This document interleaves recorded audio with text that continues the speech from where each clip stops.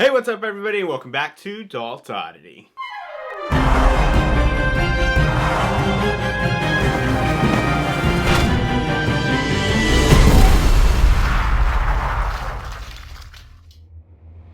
Alright, it's Dalton here, and today we've got another Infinity Stone. Before we move on to the next thing to hopefully help us stay relevant. That's right, we've already made several of the Infinity Stones from Marvel's Avengers Infinity War. You can go check those videos out if you've not already. But today we are making the Reality Stone. The Reality Stone gives a user power over all realities. You can create anything. In my opinion, I guess it's probably the most powerful one because you can make people think or do it like anything. So why do you even need the other ones? But as we know, the Reality Stone took the form as the Aether in Thor Dark world, and at the end of the movie it was in this really cool container. So that's what we're gonna make today. Alright, so let's go ahead and get started. Now this prop is going to be made entirely out of the combination of L200 and EVA foam. I cut the first two squares out of 1-inch L200 foam. I didn't have 1-inch foam, so I just go ahead and laminated two pieces of 1/2-inch foam together using some contact cement. For one of them, I also cut out an inner square. That is because we are going to be sliding in all of the lighting and rock components in from the bottom. Now with a 6mm piece of EVA foam from the craft store, I go ahead and cut out a smaller square for both of them. Again, cutting out an inner square for the bottom half. Now this one is a little bit different. It has all of these little ridges around it, so I go ahead and I cut out a bunch of little rectangular pieces like this. It's going to be much easier to just super glue them on afterwards, rather than trying to go in and cut out all of these from one big piece. Once they are cut out, I go ahead and super glue each of these individual pieces on by hand. Now for the bottom piece, it is only going to get one more square, so I go ahead and cut a square slightly smaller out of the 1/2-inch L200 and glue it on, and the bottom piece is done for now. Now moving on to the top, I'm going to go ahead and go in with a 3mm piece of EVA foam, again from the craft store, and cut out a slightly smaller square. And then a square the same size as that 1/2-inch piece on the bottom one, and put it on like so. Now it is time for the handle. Now I'm going to be using some of the 1/2-inch L200 foam for this, so it is not going to be very rigid, so I wouldn't recommend holding it like a real handle. If you do want a solid handle that you can sort of walk around with, I would go with a piece of wood or plastic. This thing will hold together, it'll just sort of bow in the middle, like you see here. It'll hold together and just won't look great. Now it is time to add the details on the top and bottom pieces. First, I cut out these little thin pieces of 3mm EVA foam and put them over this like so, cutting out that small little rectangular ridge at the bottom.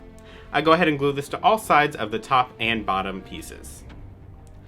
Then I add these little corner pieces as well.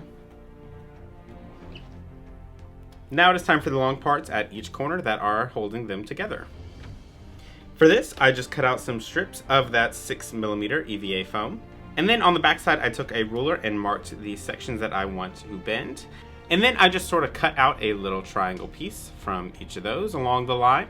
Put in a little bit of contact cement, let that dry, and then stuck them together. Now you have this sort of trapezoid shape. It's much easier to do this where you just sort of cut the back, glue it together, rather than cutting the three individual pieces. Then you risk the lines not being straight and blah blah blah. So this way, just cut a little bit and it'll be nice and smooth on the front. And then it is time to add the circle details on the front. For this, I go ahead and I cut out some 1-inch strips of the 3mm EVA foam. And then to cut out all of these individual circles, I actually just use an apple core. I marked on the foam where they would be so that they would be evenly spaced, and I just went to town cutting them out. This part actually took quite a while. It is very important to make sure that you keep the apple core sharp here or else it won't cut right. So if you don't have an apple core, you can also just take a piece of PVC pipe or some sort of metal pipe and sharpen that down with a Dremel. Then I just add some contact cement and glue these on like so. So now we have our basic shape of the lantern. Now from here, you could just go ahead and insert the sort of rock pieces, and I'm calling them rock pieces. I don't know if it's actually rock. So I'm just assuming that these are 2 chunks of a very compressed stone or mineral or something that is just pushing the aether together so it can't escape. I don't know, I'm going with rocks. So you could just glue the rocks in behind this, but I wanted to go ahead and give it a faux glass kind of look, because it looks like it's a piece of glass with the rocks inside. So in order to achieve that, we're actually just going to be using some thin sheets of plastic. I actually don't know for sure what kind of plastic this is. I get it from my craft store. It's usually over by like the glass making section, or like the glass mural section over there. I don't know. To cut this, I go ahead and just first mark it out, and then I take my ruler and a very sharp blade and just score it a few times. Not trying to cut through the entire piece of plastic, as that won't work too well, but if you just run it lightly over it a few times, you can then just snap it in half. I do this for all the pieces, and then I glue it to the back side of each of these little panels with some super glue. Now it is time to make the rocks. For this, I'm going to be using some pink insulation foam. I have some leftover 1-inch sheets. So I go ahead and make it into one piece that will fit inside the entire thing, cutting down the corners so it will fit at those angles. And then I go ahead and just cut it right in half. I then go in and sculpt in some rock texture. If you want a more detailed look on how I'm sculpting this rock structure, you can go ahead and watch the video where we make this big rock wall behind me. Same exact process. And then I paint the entire thing with a beigeish gray paint, just using acrylic here. I then speckle on some different grays over it, and then give it a black wash and wipe away any excess black. This really makes it look like a dirty stone. I let this dry very well, and then I go ahead and insert them in from the bottom. As you can see, I left part of the bottom section detached. That way I can slide this in and then glue it on to secure everything in place. I go ahead and push these in, making sure to leave about an inch gap so that the red light can be shining through later. Once this is done, I go ahead and I just take a can of some matte spray varnish and I spray this inside. You don't want to go too heavy because you don't want to make it melt the foam, because that's definitely not good, but just enough to get a little bit of a haze on the plastic. And then I actually just take some wax paper and I pin it to place on the backside like so.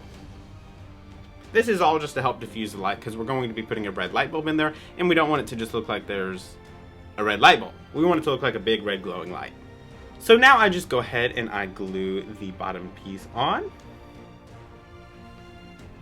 And for the red glowing light, you could get a strip of some red LEDs or whatever you want. I'm just going to be taking this plain LED light bulb and spray painting it red like so. I'm just using some regular spray paint because this is an LED light and it doesn't really heat up that much, but if you use any sort of regular incandescent light or something like that, you definitely want to make sure you use a paint that is meant to be heat resistant, so you don't start any fires or anything. And then I just put it in the bottom like so. And now the aether storage container is complete. I think this is my favorite of the infinity stones that we've made so far. This thing just looks really awesome. The other ones are cool, don't get me wrong. Love me a good Eye of Agamotto, but like, I don't know, something about this is just really neat. I feel like I could just hang it or sit it on my nightstand or something in my bedroom, and it would just look really nice. A little red lamp.